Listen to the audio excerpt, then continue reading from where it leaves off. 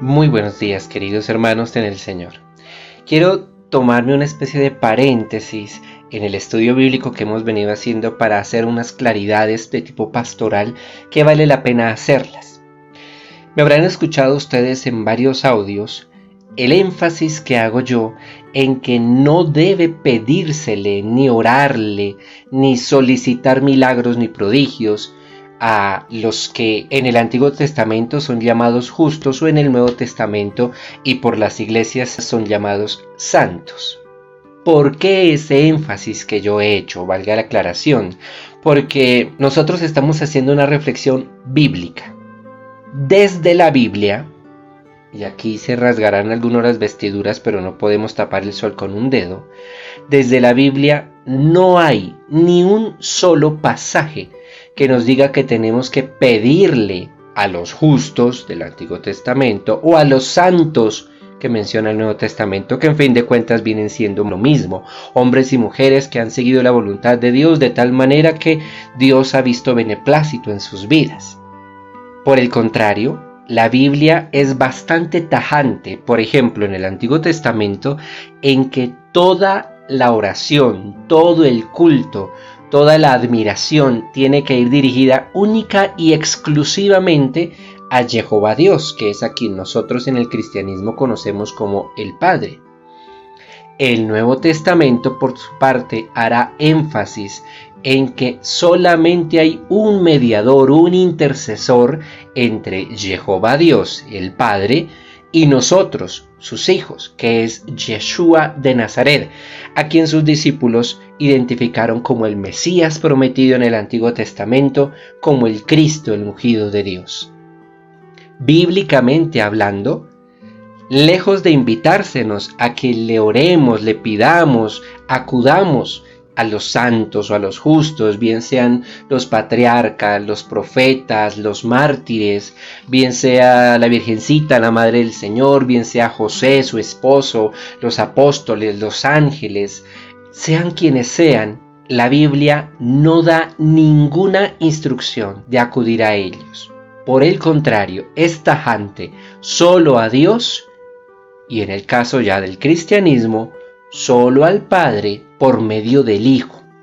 Ahora bien, como lo que nosotros hemos venido haciendo desde hace ya 4 años y medio, ya tirando para 5 añitos, es un estudio bíblico de acuerdo a la Biblia, al lenguaje bíblico, al vocabulario bíblico y no a las creencias o tradiciones de las iglesias, pues obviamente yo tengo que hacer eco de lo que dice la Biblia.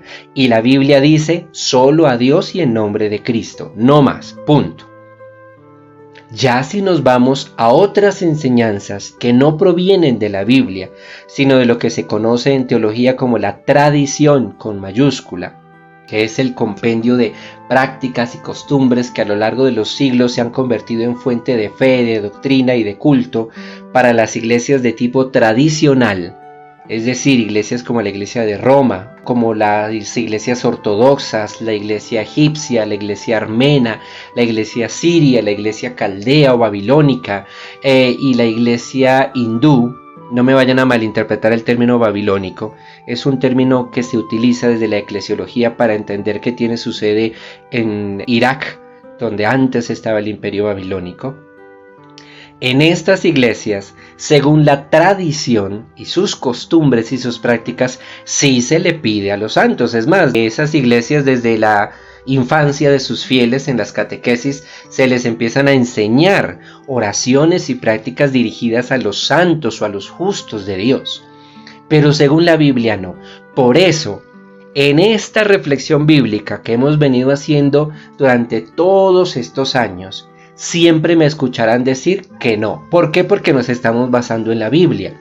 Si estuviésemos haciendo una reflexión a partir de las tradiciones de las iglesias o de la tradición, por ejemplo, de la iglesia de Roma, me escucharían entonces defender esa práctica. Pero como estamos basados y fundamentados solo en la Sagrada Escritura, no podemos decir lo que la Sagrada Escritura no dice.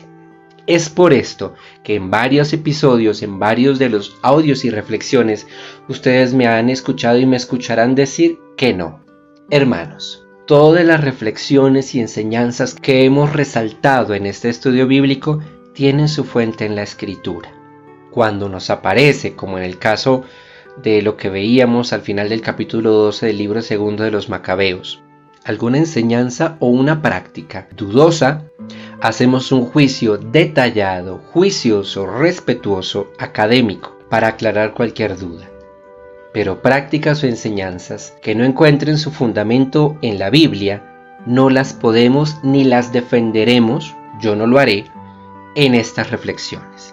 Entonces, según la Biblia, ¿cuál ha de ser el tipo de relación que tengamos nosotros, los discípulos de Cristo, los cristianos, los creyentes en Jehová Dios, en Yeshua de Nazaret, en el Espíritu Santo, con aquellos justos o santos? Para la Biblia, desde la Biblia, según la Biblia, ellos son para nosotros ejemplo, faros que hay que mirar y tratar de imitar, comprendiendo que si Dios logró hacer en ellos su obra y con ellos su obra, porque fueron sumisos a la voluntad divina, lo mismo hará Dios con nosotros si, como ellos hicieron, aceptamos la voluntad y servimos a Dios como instrumentos dóciles en su mano. Desde la Biblia son ejemplo, no objeto de nuestras súplicas, no objeto de nuestra fe, no objeto de nuestras plegarias, solo ejemplos a seguir. No se trata en ningún momento de algún tipo de aversión hacia ellos. Se trata, por el contrario, desde la Biblia, entender que ellos ocupan el justo lugar que Dios ha querido y revelado que ellos ocupen, no otro que no corresponde y que le corresponde única y exclusivamente a Dios, que en este caso, en el cristianismo, confesamos como Padre, Hijo y Espíritu Santo. Espero haya quedado claro por qué me han escuchado y me seguirán escuchando a mí sostener ciertas posturas a partir de lo que dice la Biblia, aunque esas posturas vayan en contra de prácticas y enseñanzas de iglesias particulares. Que el gloriosísimo nombre de Cristo sea pronunciado por sobre todos nosotros. Amén.